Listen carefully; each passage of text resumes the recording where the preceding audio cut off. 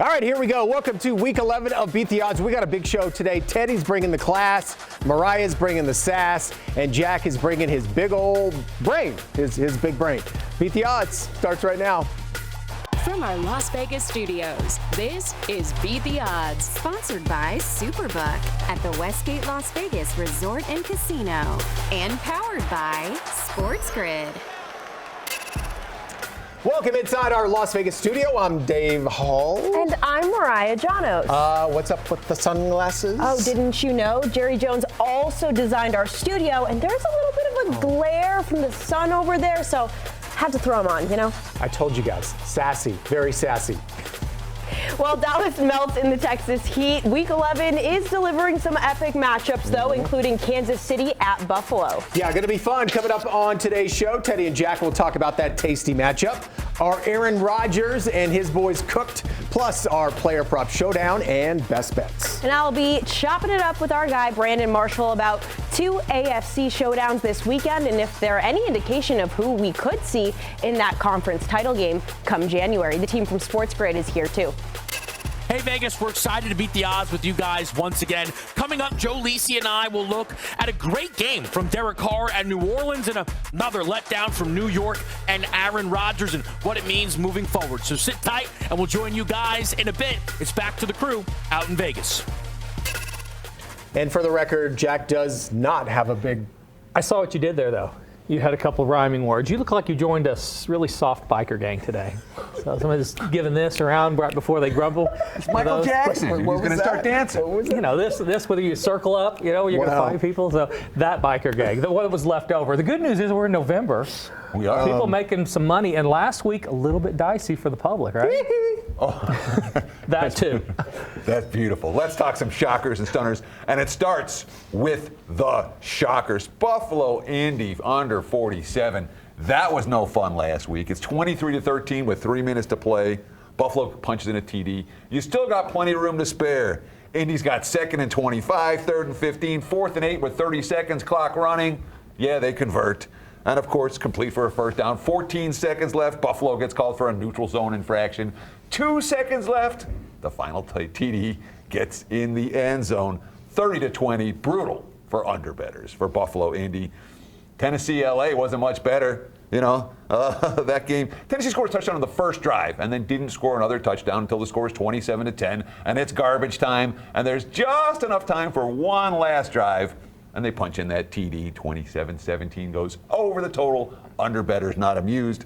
And, of course, teams like Houston were 373-1 on the money line. That's a team that recorded 5 or more interceptions and that led by 15 or more points in a game. Like Houston did last week, well, now it's 373-2 lifetime.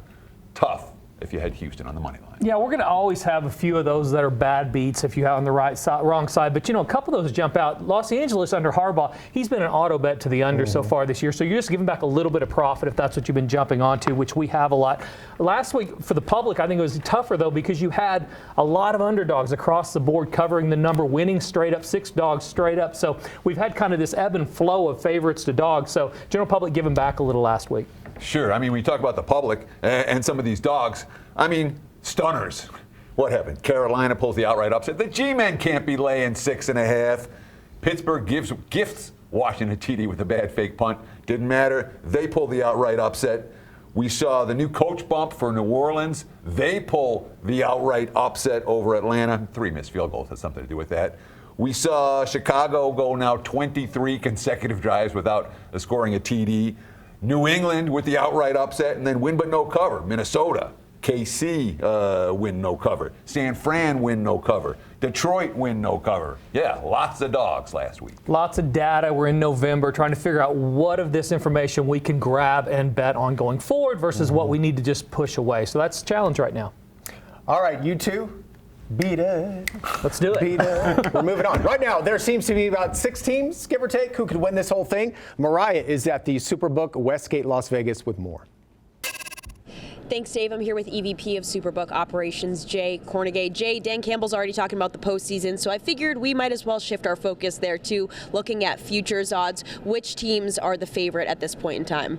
Well, we're halfway through it now, and the cream is rising. So you look at Kansas City, they're co-favorites with Detroit. They're both 4-1. You have Baltimore that's hanging right in there. They're at 5-1, and we have Buffalo at 8-1. We've got a couple other contenders right there at 10-1, San Francisco and Philadelphia. So those are the cream of the crop right now as we hit the halfway point. And is there any team that is surprisingly getting a lot of wagers in the futures market? Yes, we're keeping an eye on Pittsburgh. They just keep winning. They do nothing but win, and their defense is real. So it's understandable that they're getting a lot of attention from the bettors. I'm still baffled by them and where they're at this season. They're such a strong team, which was really surprising. But I want to go back to those futures lines. What are those odds based off of? Is it the amount of money coming in on those teams, or is it how they're performing each week? There's a number of variables that we look at for making those odds. We look at obviously the money that's coming in.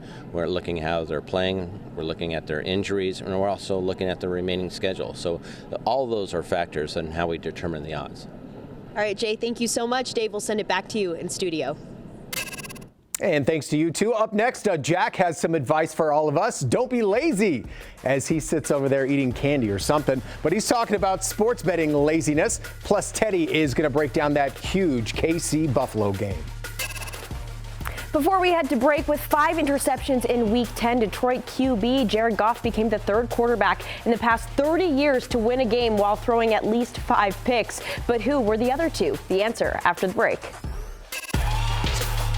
Beat the Odds is sponsored by Superbook Westgate Las Vegas and powered by Sports Grid.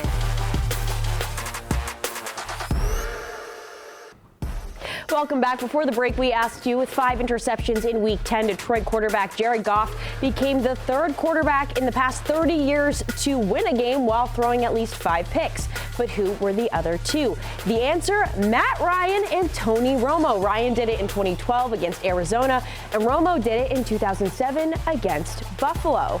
Woof. All right, time to welcome in our champ, Brandon Marshall. We've got 2 major AFC showdowns this weekend, Kansas City at Buffalo, Baltimore at Pittsburgh. Let's start with KC at Buffalo, though. Kansas City just keeps winning. We thought Denver had finally figured out how to put a stop to this madness. No, they didn't. Yeah. They just made it look easy again down the stretch there. So what does it take for Buffalo to hand Kansas City their first loss? Is it possible at this point? I mean, it's tough because Kansas City wins in every way possible. Right. So it's tough to pinpoint and say, okay, all right, you have to contain Mahomes or stop the run, or you have to be able to extend drives, running the football, because Denver did everything it needed to do. It's just when they got down to it, KC ends up blocking the field goal, which blew my mind because it looked like they ran over everybody. So at the end of the day, they just have to play mistake-free football. When I say mistake-free, they can't make any mistakes against Kansas City because they tend to capitalize off whatever happens on your side. So just play mistake-free, don't turn the ball over, and score. I want to call them fluke wins, but it's happening too often that it's like, is it a fluke? Are they just really all over it? It is wild. But looking at that other game now in Pittsburgh, it's another fascinating situation because we saw Pittsburgh as this fraudulent team with a brilliant head coach, but they keep on winning. And now I'm feeling like it's 2009 again. Pittsburgh has a chance to get back in it. Just what do you make of this team going up against their in-conference opponent in Baltimore? Well, look, Mike Tomlin, is a GOAT coach. Right. All right, 18, 19 years, never had a losing season. I don't know if anybody has ever done it, right? So I think we need to give him more of his flowers, more of his due. They can absolutely beat Baltimore. Russell Wilson is playing well.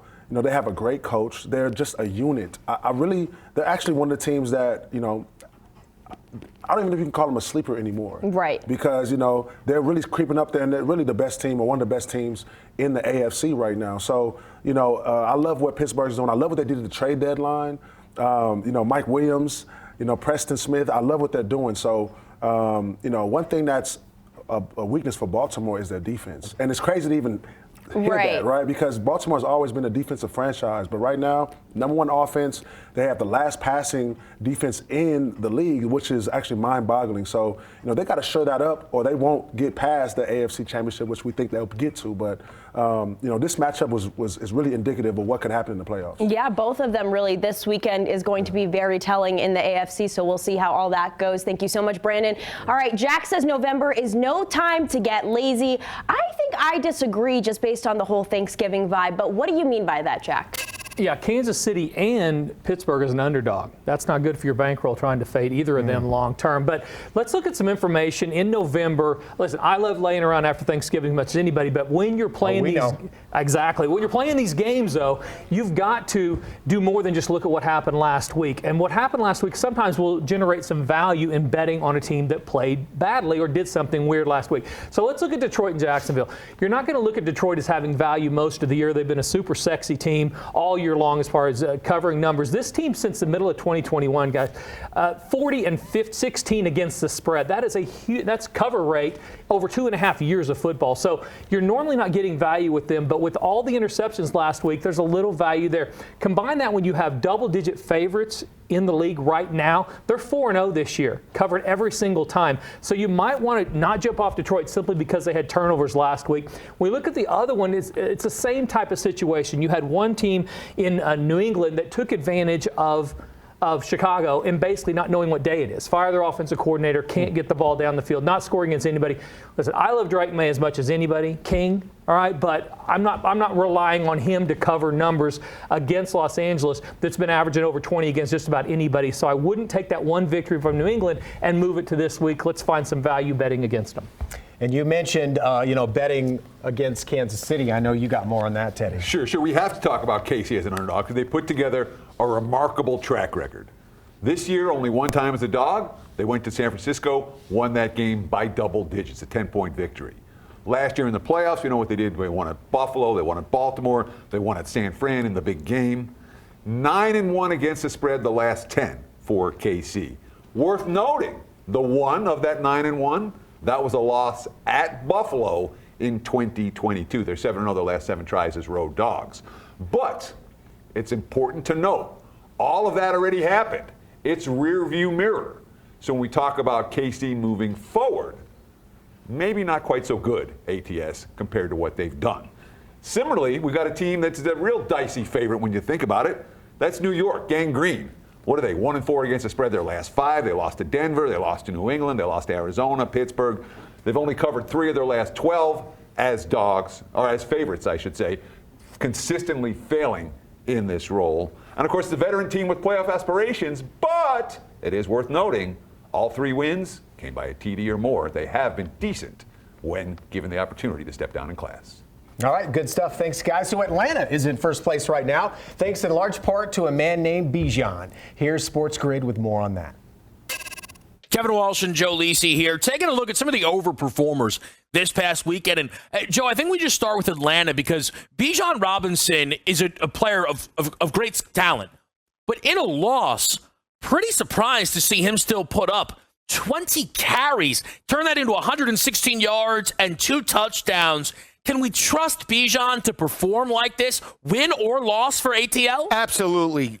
Running the football and catching it out of the backfield, he is the main option for that offense, a workhorse. This is what you expected when they drafted him out of Texas. We didn't see it as much last year. Now they're starting to utilize him in terms of this rushing attack. RB number 1. Expected to continue the rest of the way, especially if Atlanta is going to challenge for a division championship and, more importantly, a wild card or NFC championship as well. So Bijan has to be that option. And look, the big thing for Atlanta compared to the rest of that division, certainly Tampa Bay and New Orleans, is they've stayed healthy. Didn't help them, though. New Orleans ends up winning that football game despite being a home underdog, in large part due to a great game out of Derek Carr. Nearly 11 yards per pass attempt, multiple touchdowns, no interceptions there. Derek Carr still has talent, Joe. Despite New Orleans' season feeling lost, can we expect big games out of him like this? I think so. Now that Darren Rizzi is the interim head coach, that team is playing with intensity. You saw Derek Carr struggle a little bit, first game back from hiatus against Carolina a couple of weeks ago. They lost that matchup. He spread the football to a number of different wide receivers this past Sunday, expected to continue the rest of the way. Tough matchup this weekend with Cleveland coming off a bye. New Orleans, a little under the radar. Tennessee, similarly. That's because of the wins and losses. But production, props, Calvin Ridley is making people loads of money, multiple touchdowns despite the loss this past weekend. Last 3 games, he has averaged 100 yards per game, 2 touchdowns this past weekend. Expect him to be the main option for Will Levis or Mason Rudolph. He's going up this weekend against Minnesota's defense that has given up 232 passing yards per game. That ranks 26th worst in the NFL. I think all signs indicate that Tennessee, when the season is done, will be looking for a new quarterback. Whomever that is, I think will be very excited to get to play some football alongside Calvin Ridley, still showing he has the goods. Certainly, we'll watch it play out throughout the year.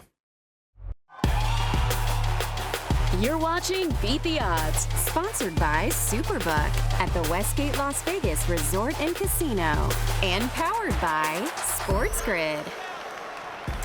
All right, welcome back to Las Vegas, our home for Beat the Odds. I mean, look at that beautiful shot. Scan that QR code. It's our website, beattheoddstv.com. Now let's head back to the boys at Sports Grid.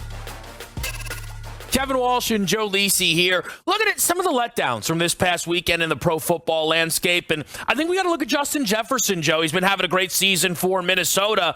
But going up against Jacksonville, only 5 grabs for 48 yards. You look at his prior performances, 137, 115, 81, 92. We expect a lot more from Jay Jettis. We didn't get it last weekend. We didn't. It was an ugly game. Minnesota pulls that victory out on the road, 12-7. We saw the emergence of tight end TJ Hawkinson step up. He had over 70 yards receiving, but that might benefit Justin Jefferson this weekend against Tennessee. Tennessee did lose by 10 to L.A. and Jim Harbaugh. Justin Herbert played well. Expect Justin Jefferson to step up this coming weekend. Hasn't scored a touchdown in 3 straight games. I wonder if that streak could be snapped. You mentioned L.A. J.K. Dobbins has looked like the best in the backfield for L.A., but an injury to Gus Edwards cleared out the pathway. Gus's first game back off IR, and he actually looked like the better back, had more yards and 5 less carries than Dobbins. Any worry about JK's workload moving forward? A slight concern, because when LA does want to utilize fresh legs in the ballgame at every single time, Hassan Haskins did get involved in terms of that offense. Jim Harbaugh wants to run the football consistently, so workload might be a little bit less this coming week and moving forward towards the playoffs for J.K. Dobbins, saving him for a playoff run. And I think Harbaugh is more than willing to go with a hot hand. I think he's willing to go away from a hot hand. I don't think he cares much about feeding any one player. Quickly, a player, a team that would fit this every week, New York and Aaron Rodgers. But, man, that was probably the worst we've seen of him this season in that one against Arizona. No touchdowns, 151 yards, his lowest QBR in a game this season. Arizona's defense has been stepping up. They did it in back-to-back weeks against Chicago, and this past weekend against New York, held Aaron Rodgers and that team to 4.3 yards per pass play. Aaron Rodgers might have better statistics, but the wins might not come. I still cannot believe how much Rodgers and Devontae Adams cannot get on the same page since joining forces. It's something we'll be keeping an eye on, no doubt. Yeah, forget Mike Tyson, Jake Paul. This is the biggest fight of the weekend. It's Teddy against Jack in our player prop showdown. Today, the boys will debate Joe Burrow. Joe Burrow over 1.5 touchdown passes. Yeah, he's getting over. He's thrown 9 in the last 2 weeks alone. Since he's not even trying to run. Last week, 16 rush attempts versus 56 pass attempts against Baltimore. It's all passing right now. LA, their opponent, feasting on the week. Their last 3 QBs faced Will Levis, Jameis Winston, Spencer Rattler, not a who's who of elites, and all the early week sharp money on the over here for good reason. We're going to see points. We're going to see touchdowns. Burrow over. You've gotten enamored with the sharps. I think that this is a much tougher test defensively. Harbaugh's been an automatic underplay. They're going to have trouble getting in the end zone, and the frosted tips are gone for Burrow, so I think that's a problem long term. So give me under touchdowns in that one. Was that his secret power, the frosted tips? It absolutely was. As far as he thought, he's like Samson. You know, the long hair, the tips. you're going to play better. All right, well, there are some great games this weekend, some stinkers too. So, of course, these two are betting on the stinkers, but gives you a reason to watch, right? Their best bets are next. All right, welcome back to Beat the Odds. I bet Jack says this a lot. You might need to hold your nose. Are we talking about his hygiene or his We picks? have not lost in over a month. I'd like a little credit here. Oh, right? keep them down, please. Were you not flexible enough to pat yourself on the back? I could have, but my belly was going to show there. The sharp payout. I'm by Mariah. There was a whole perfect storm full of bad things. All right, Teddy, just take it away, please. Yeah. I don't want to think about Jack's belly right now. But I do want to think about what happened last week where I gave you guys and told you and put my hard-earned money on Chicago, too. And obviously, it didn't work out real well. Way to take ownership, though. That was a terrible pick. Look, I was as bad a pick as I'll have on this show all year, I hope. That being said, now let's learn from that and take advantage of Chicago by betting against them. This is an offense that's in free fall. 23 consecutive drives without a TD. And really, 3 of the 4 quarters in Washington were bad as well. They have cluster injuries on the offensive line. That's a problem with the rookie QB. Green Bay owns Chicago on this field, 5-0 the last 5. And, Green Bay's interested. They're coming off a loss and a bye week, fully focused and ready. Blowout. It's when you go adopt a dog and it bites you, and then you say, you know what, I'm a cat person, you go get a cat. That's what you've done. You flipped over. You had Chicago, now you're against Chicago. I'm going to stay off that game entirely because I don't have to watch Chicago in any way, shape, or form. Let's go under with So you're betting this game? Absolutely. You'll have to watch this one because there's going to be a lot of points here. I talked about Drake May, King, love him. Yeah. They're not an offensive juggernaut, and LA has been living on keeping bad quarterbacks down, and they've been scoring against just about anybody here, but I like under the total here. New England only averaging 16 points a game. They've been not afraid to get blown out. That's going to put them in a one-dimensional situation, hard to get the ball in the end zone. Let's go under in LA, New England. Those unders have been cashing for you, no doubt about it. No problem. Should we end the show talking about our wardrobe selection today? Because there's been a lot of comments. We have it covered. Dave was fly fishing / going on a motorcycle. Honestly, he just saw my outfit and thought I need to step it up, but he missed the mark a little bit. And it's okay. It's hard to be me. I look like a guy trying to recapture his youth at the club. No good. See you next week.